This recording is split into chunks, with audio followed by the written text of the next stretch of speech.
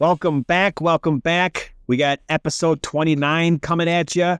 Episode 29, that's crazy. Almost to 30. I can't believe we've had that many so far. We almost got a month long of episodes coming in. As you see, Mike and I are not together, but we are together in spirit. So on this opening day eve, we will be doing this as a remote episode. Big day. Tomorrow, I'm not, whatever that day in March is, the 21st or 22nd, that's not the first day of spring. Tomorrow's the first day of spring. Yeah, exactly. Tomorrow's the first day of spring. No, I'm excited. You're heading down. I'll be down there for the opening day tomorrow. It's gonna be a lot of fun. Tons of people. That's awesome. You guys got a tailgating spot already picked out? Just gonna wing it? Got a bar you're gonna hit? Just kind of gonna wing it tomorrow. I was looking up like a bunch of bars and restaurants. Everything's opening early in the morning. There's opening day parties and little festivals throughout the whole city tomorrow. So that's cool. We're just going to bounce around. Well, that's cool this year too. Not just, hold on. What's the weather going to be like tomorrow? Is it supposed to be decent? It's like 52, 55 degrees. So not bad for home opener. Okay. But no precipitation, no rain, no sleet. Yeah. No tornado sirens. Hopefully not. Well, you know what's good is that there's actually some I don't know, heat with the Tigers now. You know what I mean? Like, it's actually exciting. Like, we expect them to be good, and like you can kind of bring a little more excitement down there tomorrow too. That'll be fun.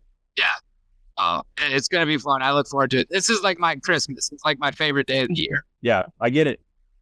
Yeah, no, it's a good time, man. I'll have it on at work in the background. I'll be excited, man. Awesome. Yeah, we got a good show for everybody today. Bear with us with the remote. You never know how these things can turn out. Yeah. We got some baseball talk today. Got NFL talk. Talk a little bit of the NC2A tournament. Yeah. And we got a couple lists where you're going to predict our division winners for baseball. Yeah. And our favorite third baseman of all time. Yes. Yeah, but this is not based on war. This is just our favorites this time around. Yeah, so. This is just strictly favorite. That's kind of how I like that we're making it, because it'd be too easy to just list the best of all time. It would be the same list every week. Yeah, exactly. Yeah. It'd be Mike Schmidt, Adrian Beltre, A-Rod, and you know what I mean? Everybody would be the same thing. Yeah, exactly. So, all right. Well, speaking of the Tigers, tomorrow's opening day, and we've had a full week, 6 games, 2 series. What are your first initial impressions? I know it's so early, and a lot of, I think, what you see from the spring kind of blends in with this too, but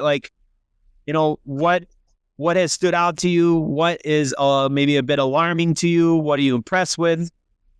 What do you expect moving forward too?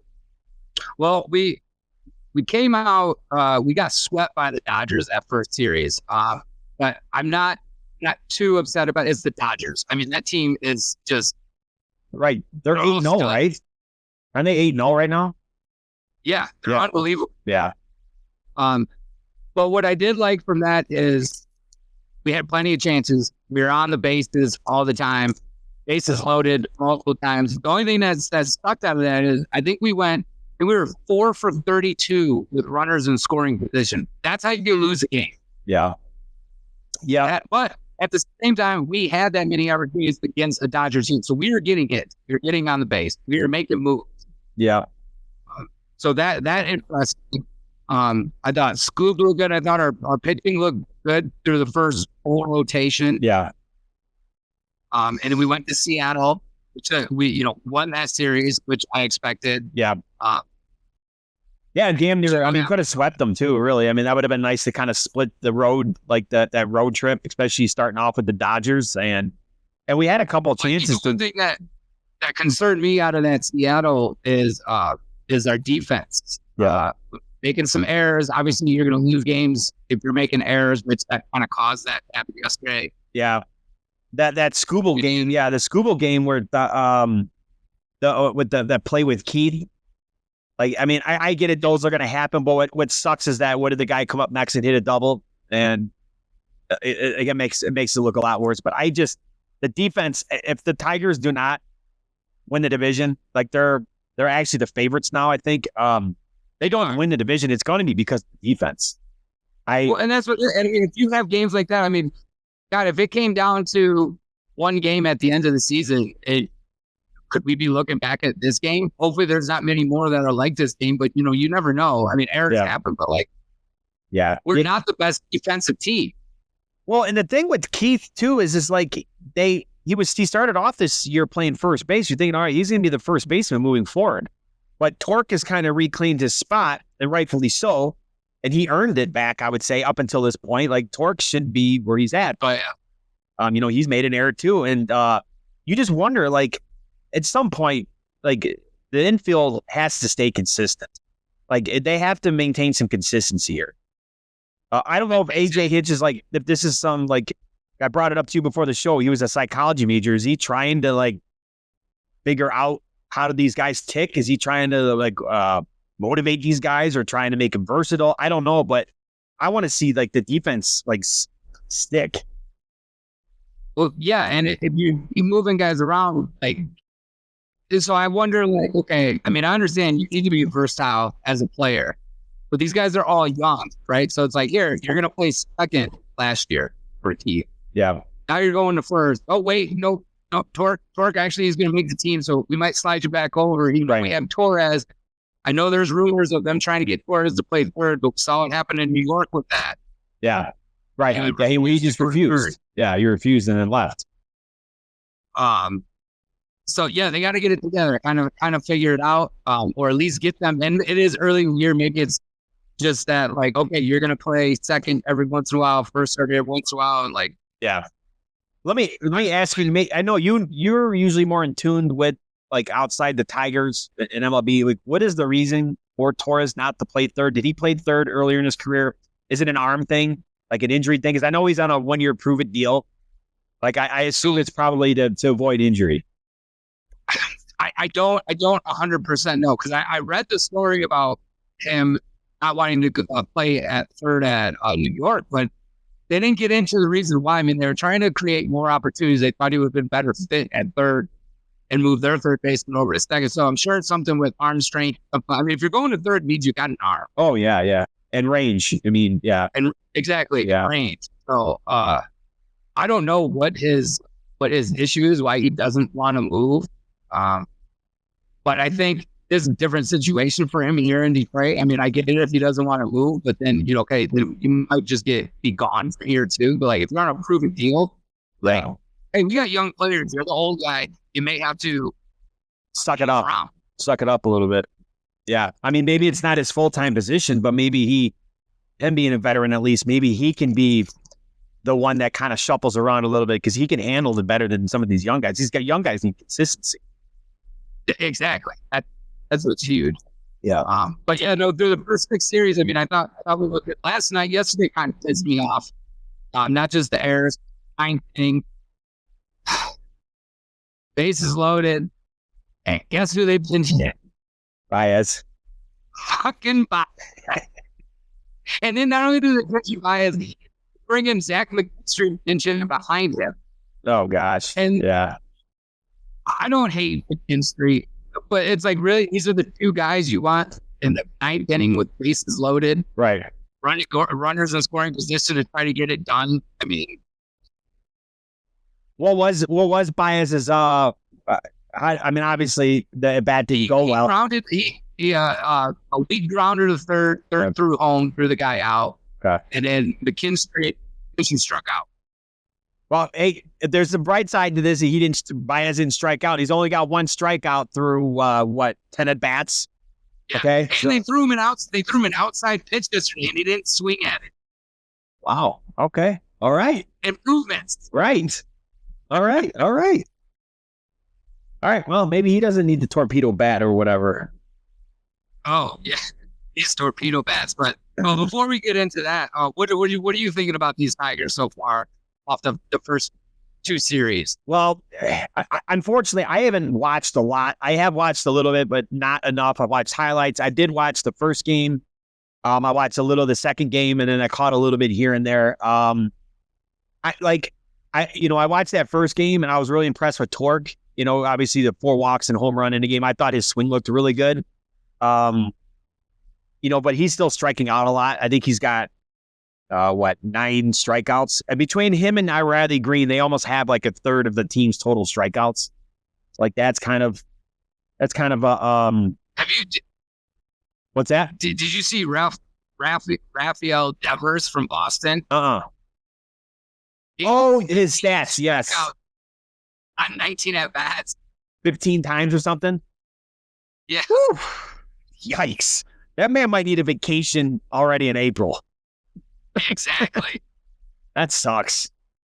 He's got to have the yips. That's all. I mean, like, he's got to have the yips or something. Exactly. Yeah. They showed a stat. I think it was it Tony Gwynn? Shit, I don't remember. I think it was Tony Gwynn. Anyways, this guy had like 580 at bats one season and only had 15 strikeouts. Wow. And then there's never who has 15. He's already got that now.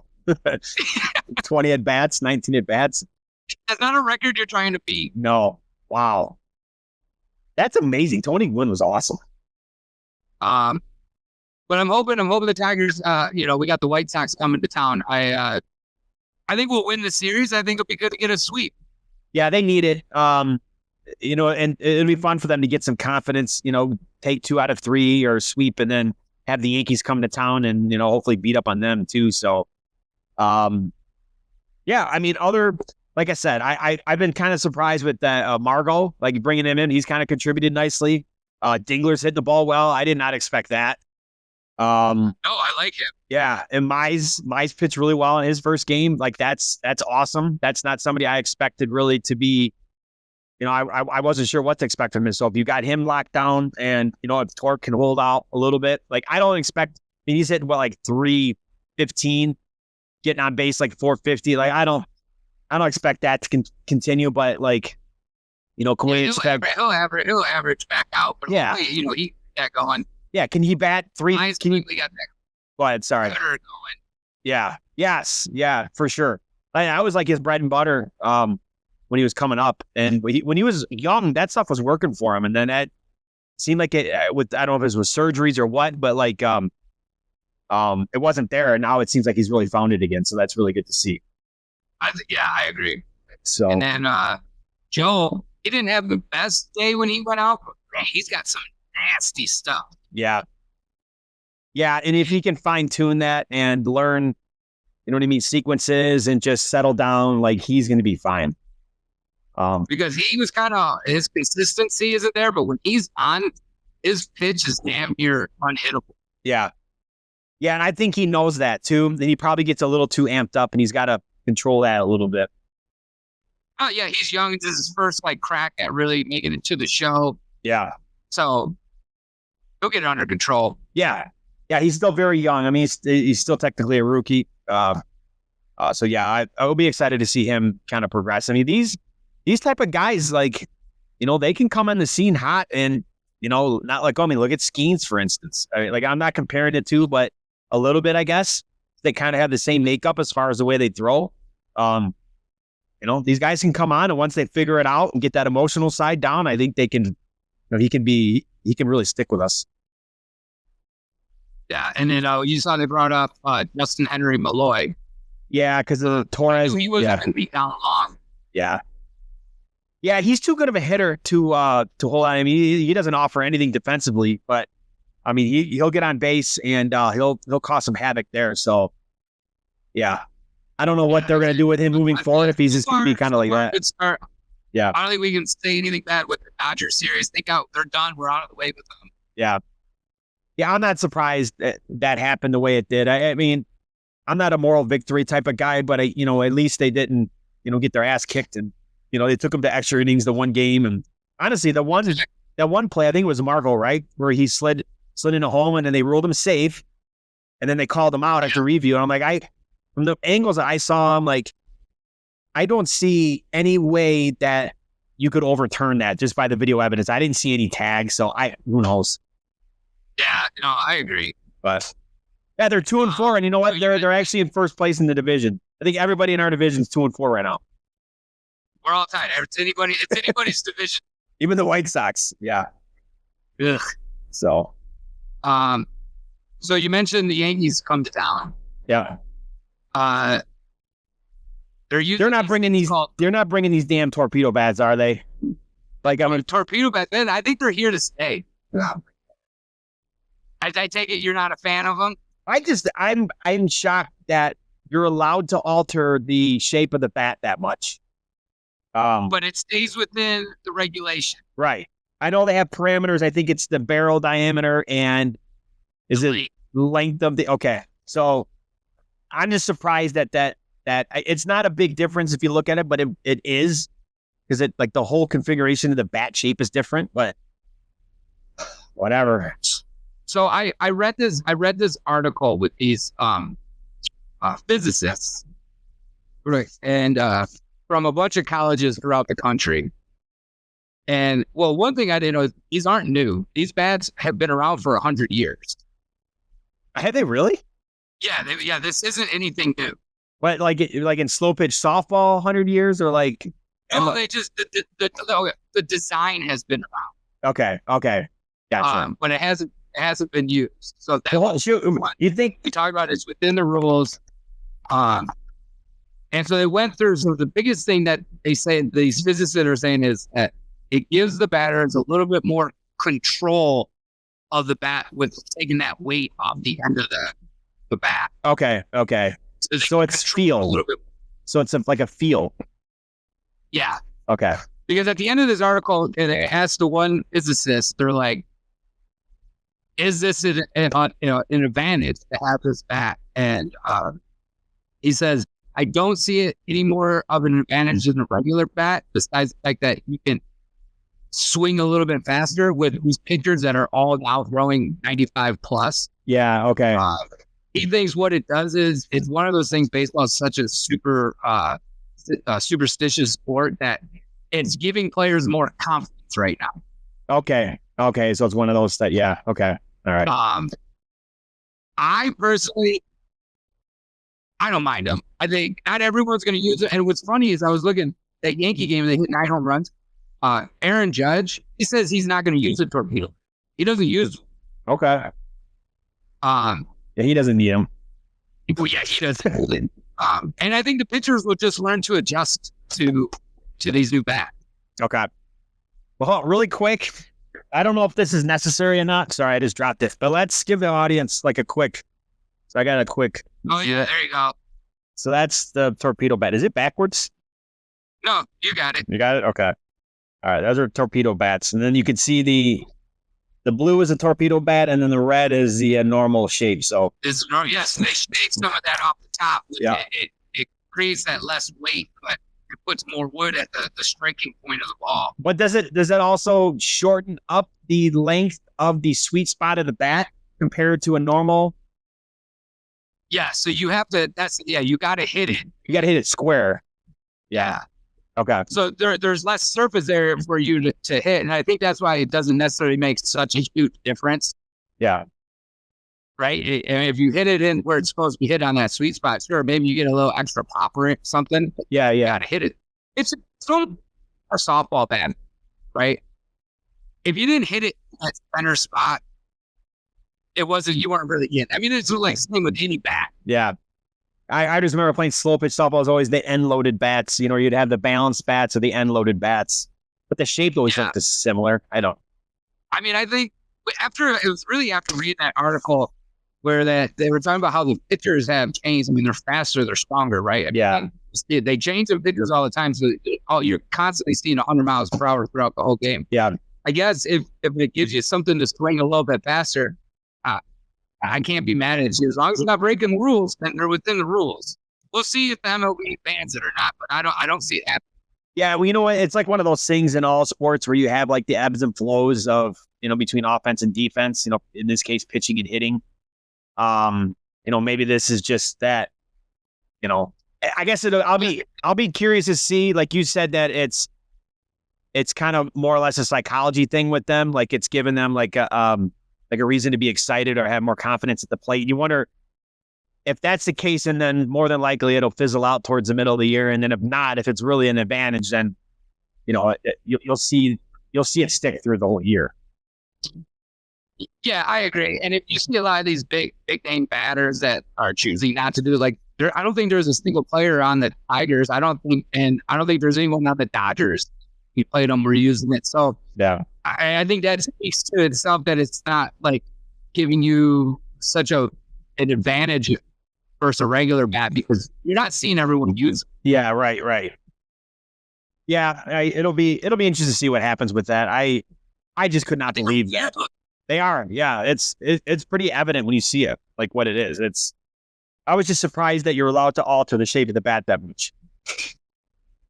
So I think it's just because it's so new. We're so set in the traditional ways of baseball, which I love. I don't want to bring traditions. Yeah. When you see something new like this, it's like, you're like, what? Yeah. Like, this is a gimmick. Like, how is this legal? Like, are they going to start corking bats again? I honestly thought it was clickbait when I saw it on like Instagram or Facebook. Or it was like, the April Fools. Yeah. Yeah. Yep. No. Wrong. No. Freaking figures it's the Yankees to bring it about. Yeah, exactly. Yep. Okay, so the baseball season's on its way. Yep. I thought it would be fun if we did some bold predictions here. Bold. And go through and give our division winners wild card teams for the upcoming playoffs. Oh shit! I didn't put wild card teams. I just put. Oh, you just do division winners. Sorry, division. Yeah. Okay. Yeah. We'll do the three from each side. Yeah, the division winners, and then we'll come back in July, revisit and revisit it. Maybe even give a new prediction based off what we see halfway through the season. See if we're on the same page or not from where we are today. How many wild card teams are there? There's 3, right?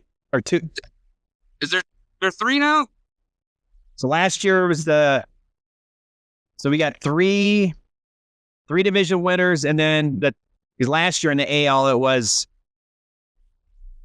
No, there's 5 because they play the best of 3, and then the winner of that plays the 4 seed. Oh God, now I'm all confused. We'll just go through the division winners. Okay, yeah, all right.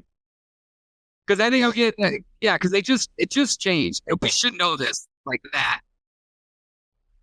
Yeah, because. Okay, yeah. Well, hold on a second. No, it was. So you had the playoffs last year. I'm just thinking AL. You had the Tigers and Astros, and then you had the Royals and who'd they play? Was it Cleveland? I think Cleveland got a bye. Yeah, Cleveland got a bye. All right, so maybe there's 7 teams that, and then those 4 played again, or it's almost like a play-in. I don't remember. This is embarrassing. Mike's in the Mike Sports Podcast. Yeah, we don't know what the hell we're talking about. Mike's in the Mike's Sports Podcast. Right? Yeah. Not good fun. I'd use my phone, but I'm using it to keep my mic stood up. Your mic stand up. That's it. So the features the lowest seeded division winner and the 3 wild card teams. Okay, so 6. The lowest seeded. So there's 3 wild card teams. Okay, and then there's 3. Okay, so the top 2 division winners get a bye.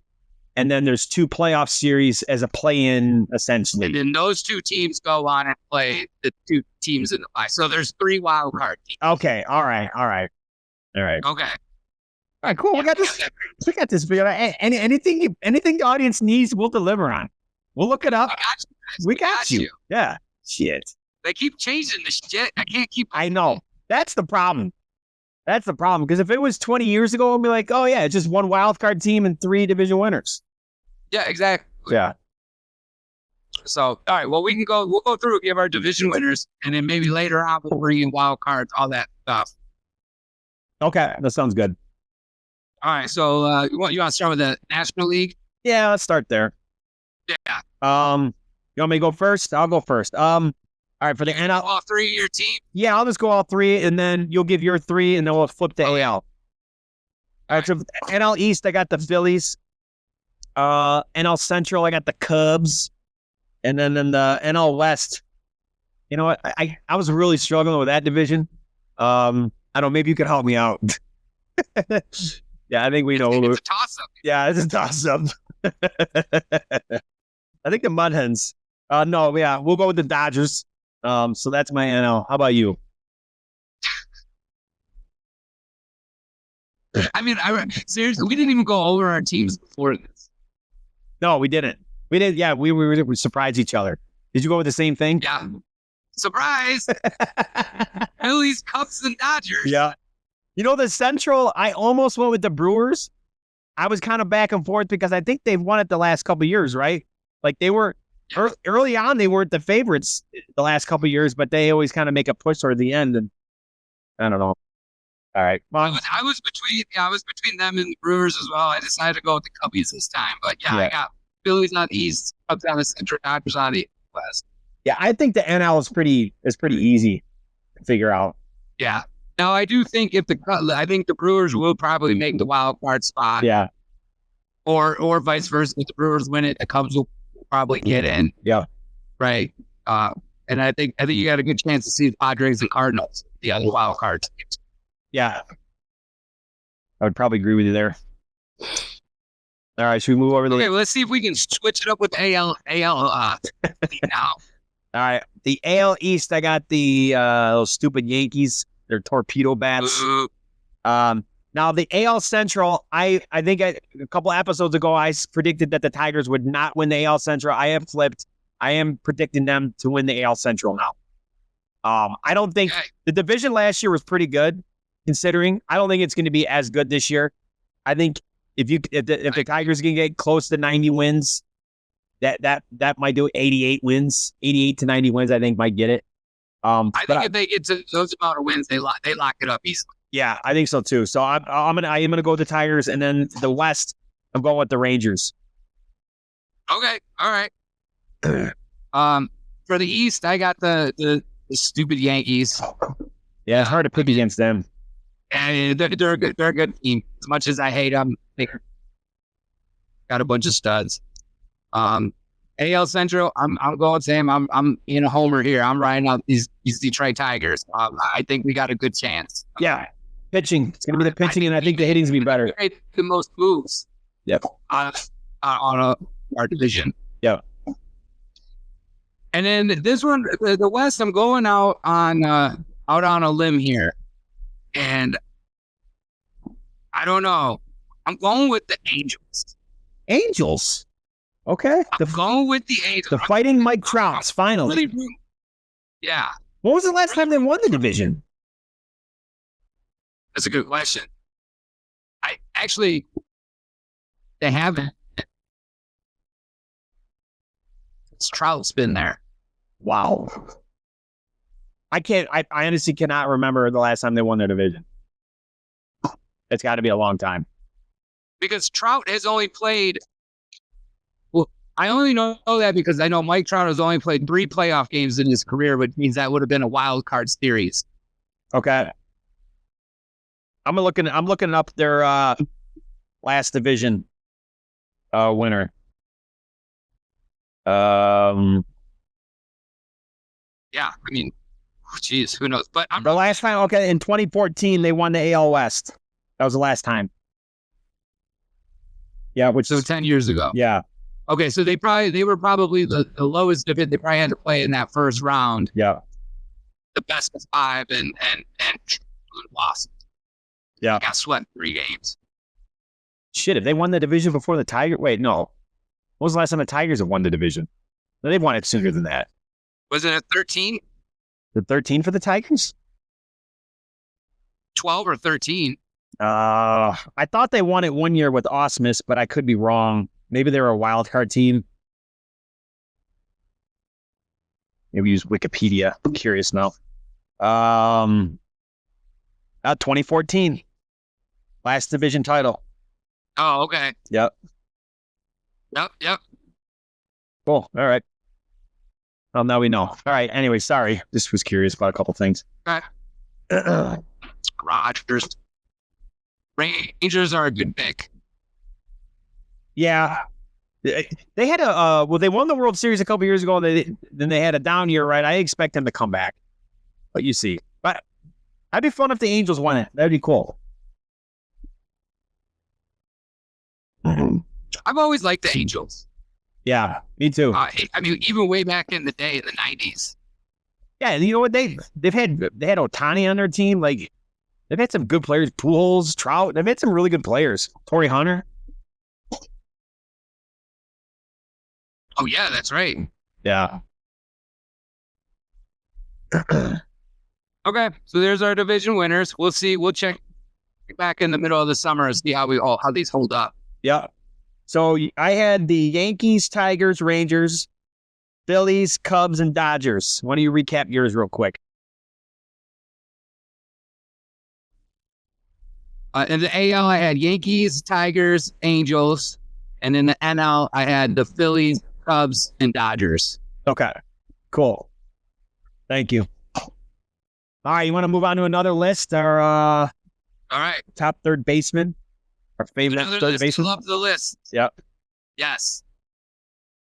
All right. You want to go ahead and kick us off with your number 5? Yeah. Okay. So number 5, I got coming in. This guy's played for a bunch of different teams. Three-time All-Star. He was an MVP, 2-time Silver Slugger. Josh Donaldson. Oh yeah. Yeah, he was always a fan favorite. He's a good player. Kind of one of those just nitty-gritty type guys. Could hit real well and played a good hot corner.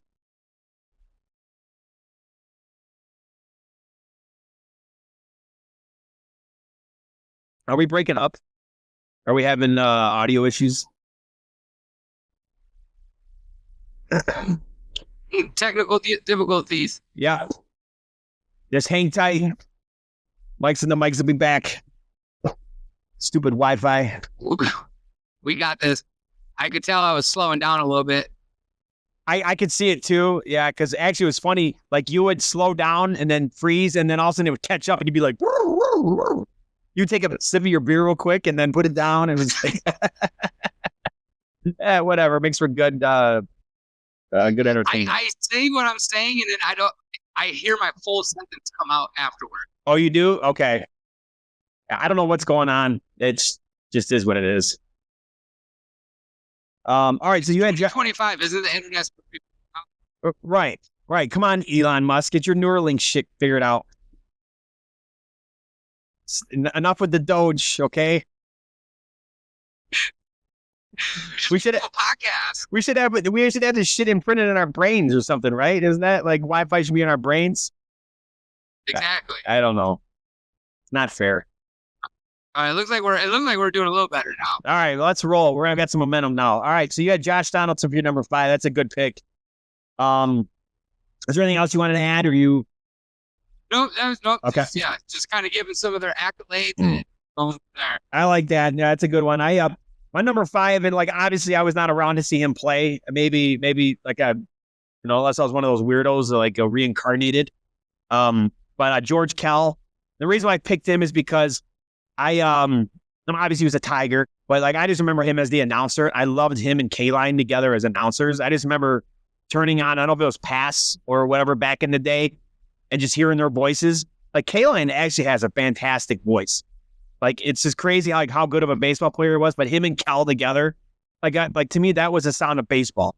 So yeah, and we were so young when we were on together. Yeah, so it was impressionable. Like it really like that. I remember like that vividly.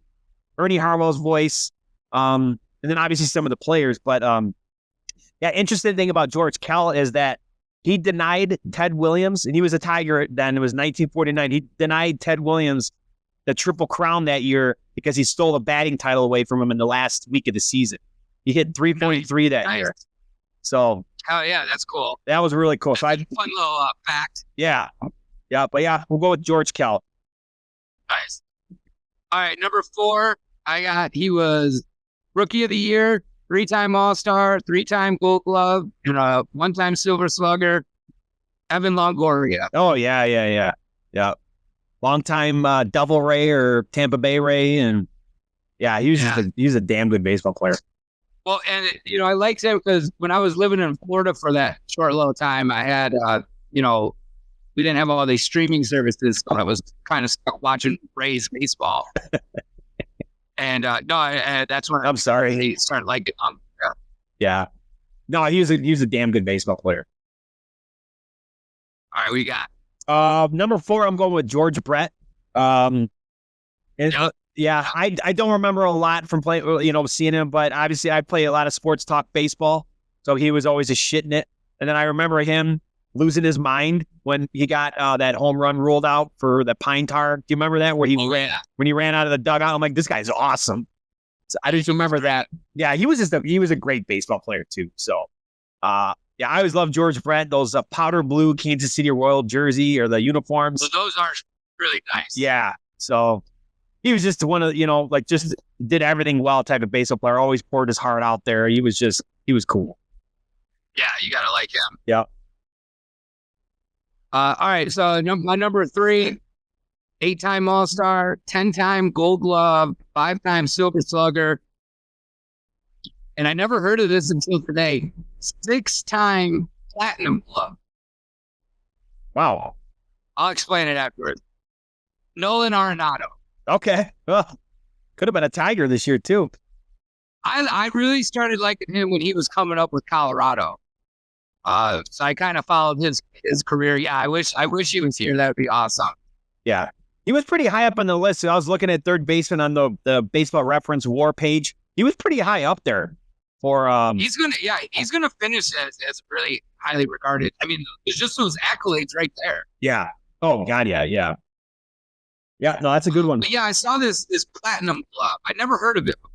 Okay. Yeah, explain. And that is, you get that when I don't remember if it was voted on by the Baseball Writers of America or if it's done by your peers, but it's when you're picked as the best player at that position for the year. Okay. So, I mean, I know that's kind of what the Gold Glove is, but it's probably like Platinum. It's probably taking hitting and fielding into account, right? It is. There's different sabermetrics that go into it. Okay, I gotcha. Oh, okay. Yeah. That's a good one. He was drafted by Colorado? Is that how he was? Okay, that's curious. All right, my number 3, I got Chipper Jones. Love that man. Yeah, I just remember him back, the Braves days. Won a World Series with them in '95. He had a career on base percentage of 401. Like, that's sick.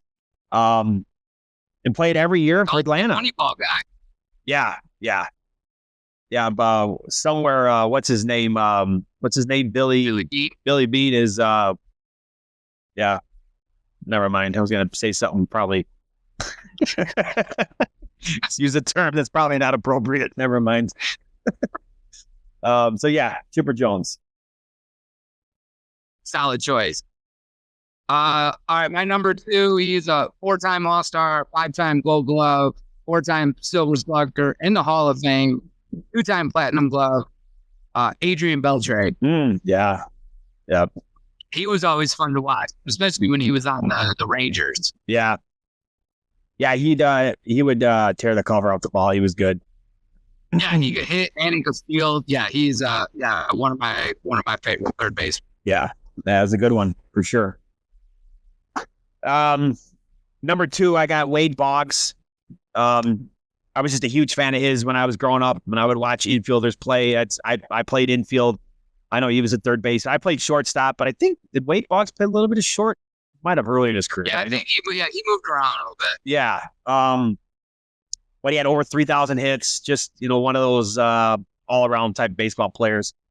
And famously, he was interviewed on TMZ about 9 years ago, and he admitted to drinking over 100 beers once. I'm like, this guy knows how to have fun. Yeah, you can go on YouTube and find it. I found it today when I'll do a little research on it. I'm like, oh, yeah, that's going in. Yeah, you got to bring that. That's crazy. I'm like 100 beers. I'm like, wow. So I didn't even know that was possible. Yeah, me either. But these athletes, man, they're extremists. Yeah, that's crazy. Yeah. All right, so I'm gonna round out my list. My number one, 8-time All-Star, Hall of Fame player, MVP, 2-time Silver Slugger, 95 World Series champ. My favorite third baseman of all time, Chipper Jones. Yeah, good one. He is the reason that I played third base when I was a kid. Yeah, that's awesome. Just love Chipper Jones so much. Yeah, that's a good one, man. He was, I was trying to recap his his career, and because the Braves in the 90s, they were always really good, right? But they never could quite get over the hump, right? And then finally 95 they did. So they almost had like a Buffalo Bills type of thing going on, and then 95 they finally got it done. And got done 95. They had one of the best teams in 1998, and they lost to the Padres to go to the World Series. Oh, and I'll CS favorite all year long. Yeah, Pepper Jones, Andrew Jones, the guys, the Glavine, Maddox. Yeah, loaded. They should have won it, and then baseball is baseball. Yeah, they're kind of like one of those storied franchises too. You know what I mean? It's you can't really hate on them. They've had just a number of good players, and I like the Braves when I was younger, but it was all because of Chipper Jones. I mean, I don't even know what it was about him, just drew me to third base, and then I just followed his career, and he's my favorite. He's kind of like one of those dirtbag type of guys, but he was but he was also like an elite. You know what I mean? He did everything. Yeah. He was awesome. Yeah, and a leader too. And then you said he was drafted number 1 overall, right? Is he over? I keep getting that confused. I might be missing that up. So my apologies if I did. I thought you said one point, but maybe I'm getting mixed up with somebody else. You're right. He was the first overall pick in 1990. Was he really? Okay. Wow. So we were talking about this the other week. So there's only 3 players. It's Chipper Jones, Ken Griffey Jr. I don't remember the third player. The first overall player. And make it the Hall of Fame? Yeah. That's crazy. Yeah. Okay. All right. Well, no, good pick. My number one, and it was just one of my favorite players growing up. He played for the Tigers. He was a 5-time All-Star. I mimicked his batting style. I mimicked the way he wore his socks, and it was Travis Fryman. I just really liked him. Yeah. I was so young when he played, so I don't remember his stats all that well, but I happened to recap him. He actually had a few really, really good years. 93, he hit 300, 22 home runs, 97 RBIs, and then in 2000, he batted 321, 22 home runs, had 106 RBIs. He was on the Indians at that point, wasn't he? Yes. Yeah, he left the Tigers, I think, in his last year with the Tigers was like 97, and then he went and played with the Indians for a while, but Travis Fryman was one of my favorite players growing up on the Tigers because he played third base. He's one of my honorable mentions on here. It was hard to keep him off. Yeah. This, but I did like growing up. Yeah, he was crazy. Like those Tiger teams, like I can still recount the lineup from like the 92 team or 91 team. Oh, yeah. And it like the team was pretty good. And it's just a shame that they never really had the success. Dude, okay. We don't have to go through the whole. But think about that. You had Fryman, Trammell, Whitaker, Cecil. Yes, right. I mean, yeah. How do you not win it? And it was crazy is, I think the 93, 92, 93, 94, we were like horrible. Yeah, I don't know if it must have been the pitching or something, but yeah, we weren't good back then. No. But Travis Fryman, that's a solid one. So. Yeah. You want to run through our list real quick? Yes. All right. I had number 5, George Kell. What the hell? 5, George Kell. 4, George Brett. 3, Chipper Jones. 2, Wade Boggs.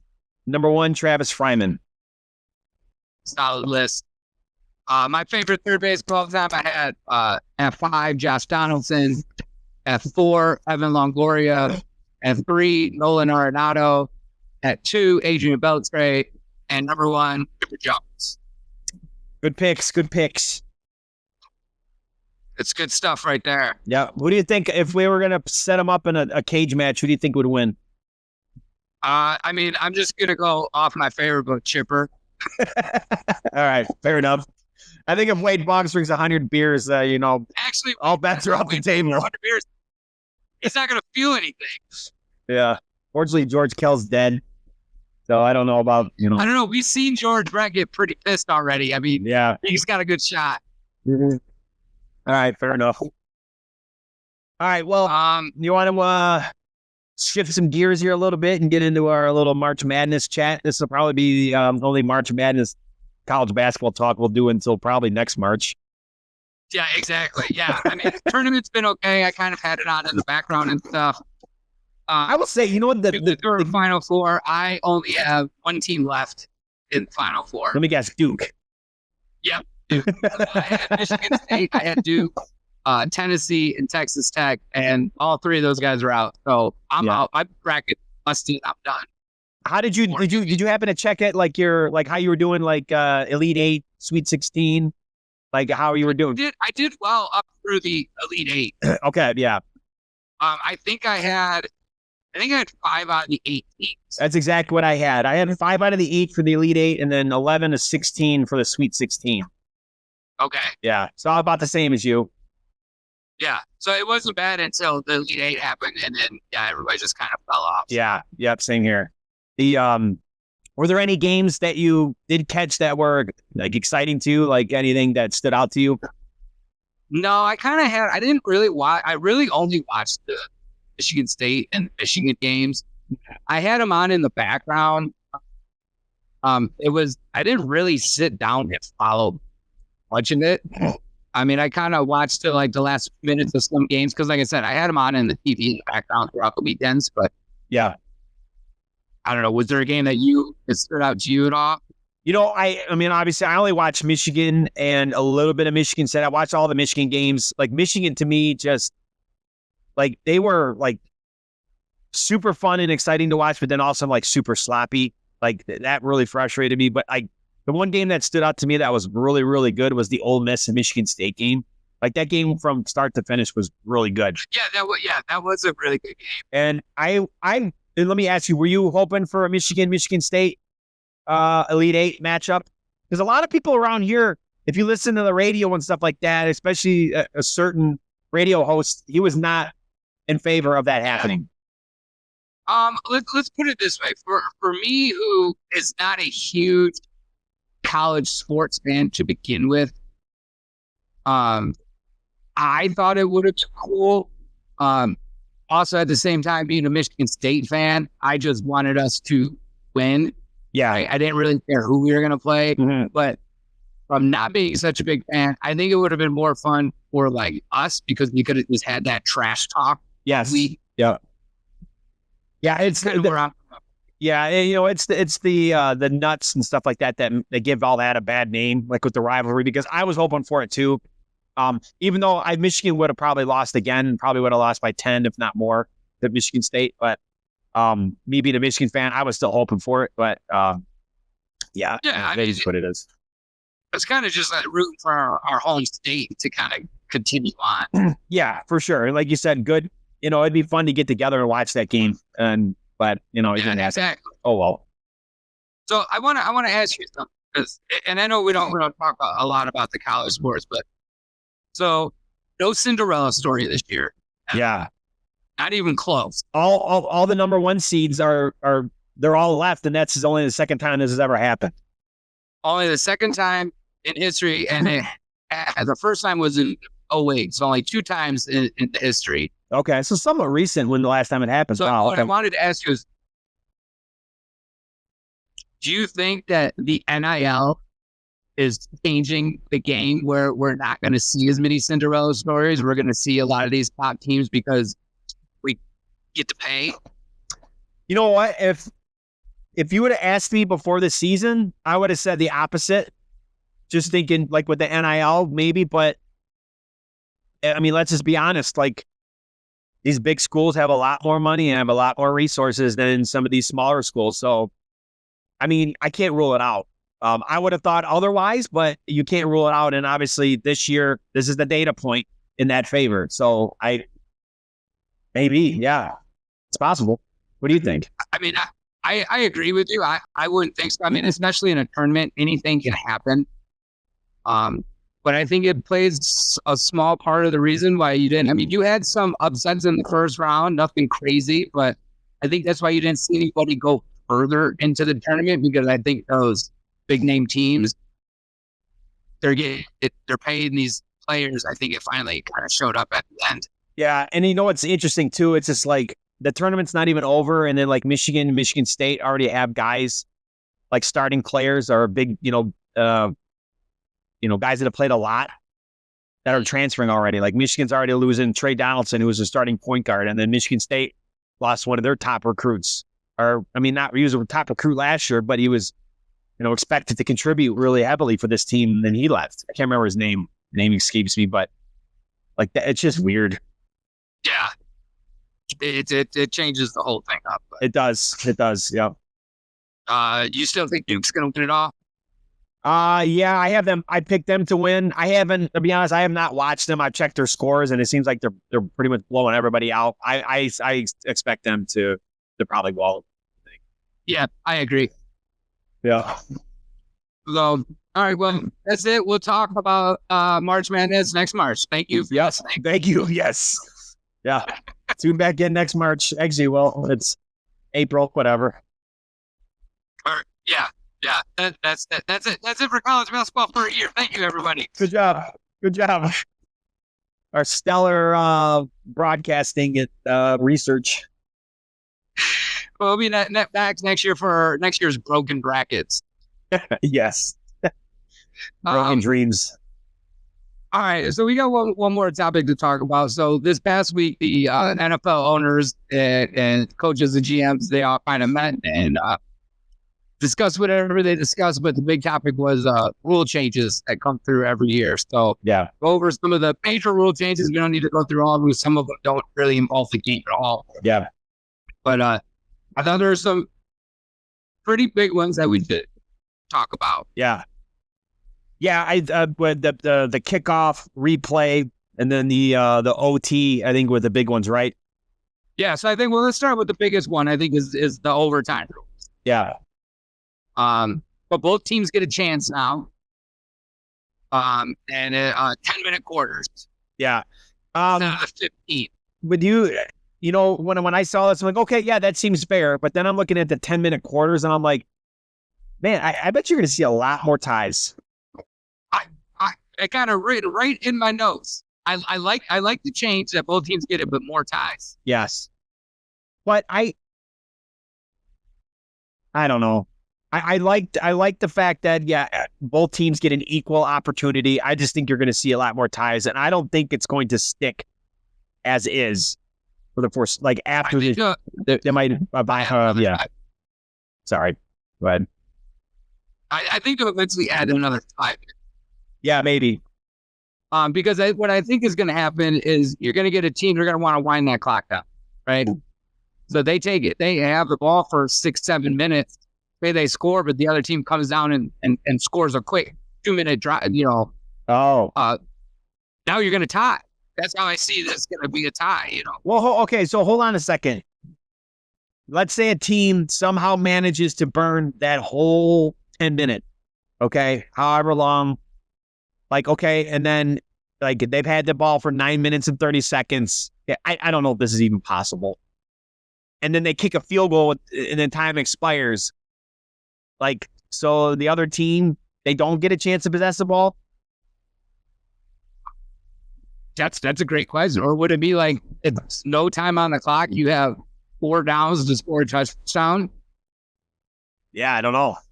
Right. Okay, yeah, that's interesting. We'll have to dig into the rules a little bit because, okay, so both teams are guaranteed a possession. Okay, well, what happens if, that scenario plays out? And we see it all the time. I mean, a team can easily carry the ball for 7-8 minutes. Oh, yeah. Yep. Yeah, it can happen. Yeah, if you get a couple penalties in there and, yeah, you just run the ball and. But I do like the team. I do like that the old teams get a chance. I never liked that it was the other way around. Yeah, I didn't either. It just didn't seem fair. And that's the second time they changed it last few years, right? Because before it was like if you kicked the field goal, you would win, even if it was first possession. And then just now, then the last couple of years they changed it to where if you kick a field goal over the first possession, the other team gets it back. But now, regardless, everybody gets a possession. Just adapt the college rules. Like, I mean, don't give it to them at the 25. I get that. Give him at the 50. Give him at the 40, and then let him go at it. So, I always kind of like the college rules. Yeah, I like the college rules too. I think that maybe not the 25. Give it to him at the 40. Yeah. So yeah, exactly. That's what I'm saying. Yeah, I like those rules. Yeah, don't do that. Yeah, make them go a little further down the field. Yeah. All right. Well, that'll be interesting how that plays out. The other rule, the replay assist on penalties. Right. But only when a flag has been thrown. Okay. Yeah. So they can't review a play, see that they missed a call, and then add the flag, which I like. I agree with. Yeah, I'm good with that. Yeah, and that was pretty straightforward. I agree with that. Mm-hmm. Yeah. Okay. Yeah, I like that a lot. Actually, that's a good. The other one is the new the first down measurement. They're going to use a Hawkeye system, so no more chain gang coming out to the middle of the field. Oh man, I'm gonna miss those guys. So I understand why they're doing it, but man, it takes away all the drama. It does, yeah. It does. Yeah. Yeah, I'm right. I know. I like that. I like them jogging out there. They're holding the sticks, and you're trying to line it up and see, and then they stretch it out, and then they're going. I'm like, yeah. Yeah, I'm gonna miss that part. Yeah. Now it's gonna be some stupid AI system telling us if it's first down or not. So now we can bitch at the artificial intelligence. Yeah, exactly.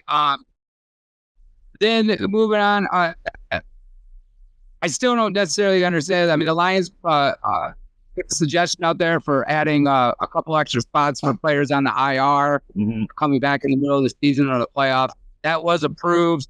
Yeah, that doesn't change the game, but I'm only mentioning it because it was something that the Lions asked for. Yeah, I'm not surprised that they asked for that, considering what they went through last year.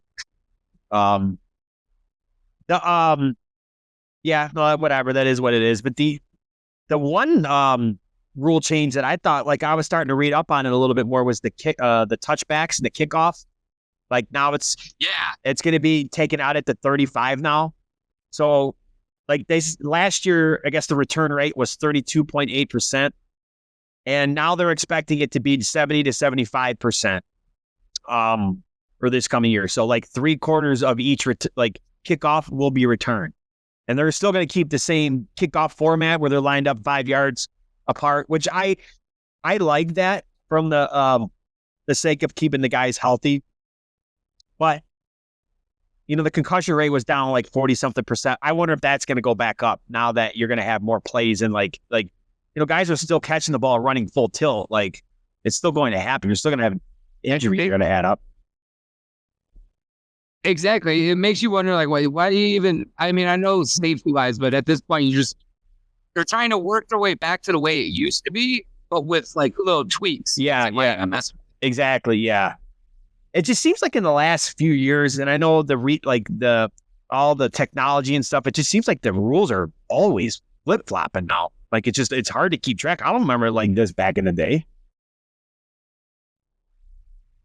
No, you barely had any rule changes. If there wasn't anything that actually affected the game. Right. Yeah, I agree. So some of these are kind of massive. The kickoff thing that we'll see. Yeah, I think we had 3 major changes this year. Yeah, I agree. Yeah. I know those are the ones that I put down. I don't know if there's any other ones that I'm missing. And then there's 2 more that got tabled that bring up. But is there any other rule changes that caught your attention? I only, when I was doing a quick Google search of it today, like those are the major ones that came up. So I went with those. So who knows if there's anything else, but I think that's pretty much covers it. I know you mentioned the couple that have been tabled, the playoff seeding, that's been tabled. So that'll be interesting. I bet you they want to give that a little bit, maybe another year, and then maybe give that some more thought. But I think that probably will something might come with that. Now, I want to mention something really quick. My dad listened to our last episode. I think it was when we talked about it. And for one, he gave us a big shout out. He thought it was a really good episode. But he had an interesting point about, like, we were kind of talking about like the Vikings, right? Because the Vikings essentially got screwed going 14-3. But he brought up a good point. Like the year before, the Vikings went 7-10, so they had a third place schedule that they played this past year compared to the Lions, who played a first place schedule.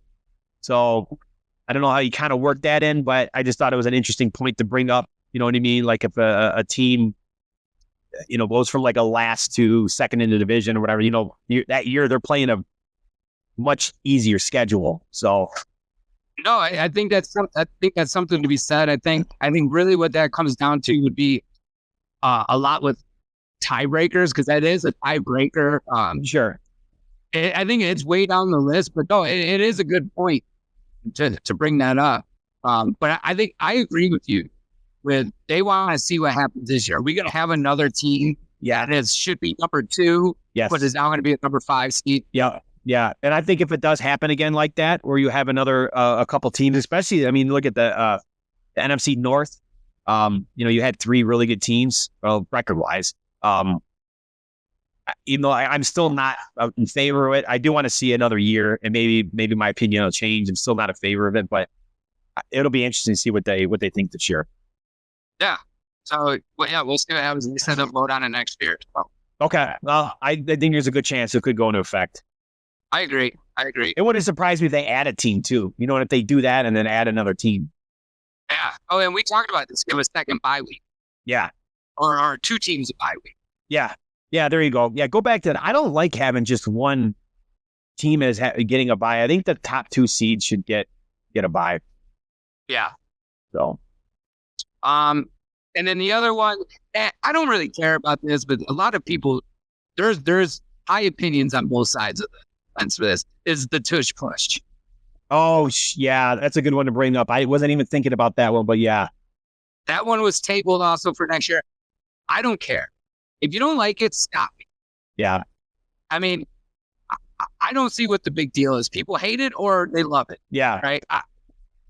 I think it's nonsense to ban it. The only thing I do not like is, like, if a guy was carrying a player, like I think that should, like, if they're gonna ban anything, you should not be able to like carry a player, but to like push somebody from the back, you're just using your sheer force. Like, okay, you can't stop it. Well, too bad. You know what I mean? Too bad. Yeah. Figure out a way to stop it. Exactly. And a defense somebody will figure out a way to stop it. It is one thing that's strange is it is kind of funny that only one team is good at it. Yeah. Yes. Yeah. Yeah. That's strange in itself. I don't care that they're good at it. Like, again, I've always been that type of person. Like, if you don't like it, stop. Yes. Right. But it's strange that one team can do it. Yes, it is. And you wonder what it is. Like, is it just because, I don't know, is it just a technique thing? Or, I mean, like, are they working on this in the gym somehow? Like doing a shit ton of squats or something? You know what I mean? But it's got to be some, I mean, I think some of it, I mean, look at Jalen Hurts, right? He's a beast, right? So he's a good quarterback to be able to. And he can get low and he gets really down in that squat and he can really use his leverage and yeah. Yeah, and that's no offense to Jared Goff or a lot of these players, Sam Darnold, Stafford, like these guys, I don't think they have that type of athleticism like Hurts does on that. Right, but then on the flip side, like Hurts doesn't have the arm like a Stafford does. You know what I mean? So like it kind of, in my opinion, it balances it out. It does. It balances it out. I don't care. Just Bush could stay. I don't care. We'll vote on it next year. They said. Yeah. I just know a lot of people have strong opinions on both sides. Yeah, and I agree with you. Like it should not be banned, but I would not be surprised if it does, or if they alter the rules. I agree. All these, I wouldn't be surprised if they get passed. Either way. Yep. I got to make a comment really quick because right behind you, you have that Detroit Tigers banner. And when you position your head, it looks like you have ears. Oh, shit. Like your head sometimes fits perfectly in it. And I'm like, oh my God, like, oh, how cute. Like right now. Look at that before I did that. Good times. I'm gonna watch this video and go back, and that's all I'm gonna look at. All right. Good fun. Good fun. That was good. Let's you already want to close this out with our studs and duds? Yes, sir. Let's do it. All right. Why don't you give me your dud first? All right, we're gonna go with the dud. This is coming from the MLB. Jerickson Profar of the Atlanta Braves was suspended for 80 games for testing positive for PEDs. You just hate to see it. Yeah, we're back to this crap again. So he is my dud of the week. Yep. Somebody needs to bash him over the head with a torpedo bat, knock some sense into him. Right, exactly. Yeah, well, that sucks. You hate to see that stuff. You really do. And it doesn't know because you got caught with it. They always say that I didn't know. Right. Yeah. But we went through this thing with football last year with some of the guys. There's testing kiosks at your facilities. Yeah. Know what you're putting in your body. Yeah. Right. For sure. And then they have nutritionists and all that on board. Like all these staffs, like they have top notch everything. You know what I mean? Who knows? Exactly. Yep. All right. Who's your dud? Well, it appears we're back in the dead wing era. There's 8 games remaining. We're 4 points down our last playoff spot, and we're 4-11-1 in our last 16 games. It's not looking good. We were hoping to have all of our teams, have a playoff spot this year. I don't think it's going to happen. It's a shame. It's just like on repeat every year with the Wings. It's just like this time of year, it's just like utter collapse. Yeah, I mean it's rough to watch. I mean, a month ago or so, you're really rooting for them. Yeah, they just falling apart. I mean, they're not eliminated, but they're like unofficially eliminated. Yeah, they're not. I mean, yeah, they're like 6th in the division out of 8 teams. It's just, yeah. Good. All right. So my stud of the week is I'm going to give it to Spencer Torkelson. Stud. That's a good one. Coming off a down year, having a great spring, really stepping up, getting some major hits for this team, looking good. Back on his team. He's my stud of the week. I hope to keep seeing him improve like that. Yeah, it's really good to see. I'm sure like he's feeling good, and I hope it continues. And man, would that be just like a major addition to the Tigers lineup? Like they desperately needed a true cleanup guy. And if he can be good, then he's going to protect the guys around him, the Riley Greens and the Kerry Carpenters and the Colt Keese. You know what I mean? Like, so hopefully it sticks. We'll be rooting for him. Hell yeah. Well, originally I had him as my stud too, but I'm actually going to go with Ovechkin. He's too good. Yeah, 2 goals away from tying Gretzky's record. And what is funny is I saw it today, and I think he's like 2 games shy of playing the same amount as Gretzky, and he's also 2 goals shy of Gretzky's record. It was really eerie. And don't quote me on that. I just kind of was glancing and saw it. I might be wrong, but like, Gretzky's record. I just guess I always assumed that record would never ever be broken. You know what I mean? But here we are. I agree. You never thought it would. Right. You just never ever thought somebody would be as good as him, or maybe if not better. But here we are, and pretty crazy. Maybe the hockey people can comment, like, comparing him to Gretzky. I don't really know, but I mean, damn, that's pretty awesome. I like Ovechkin. I've always been a big fan of Ovechkin. Me too. You can just tell he's just like he plays hard. He's like a badass. He's tough as shit too. So, yeah. So that's my stud. I think that's good studs this week. Yeah, definitely. I think we had a great show. I think with a bunch of lists. We love our list. Yeah. Yeah, I thought it went smooth. Very smooth. Have a good opening day tomorrow. For the Tigers in the city of Detroit. Yeah. Take some pictures tomorrow too, and we'll share them to the page. For sure. Yeah. I'll definitely get those up there for everybody to see and all that. So yeah. Good times. Thanks for everyone for listening. Yep. Thanks everybody.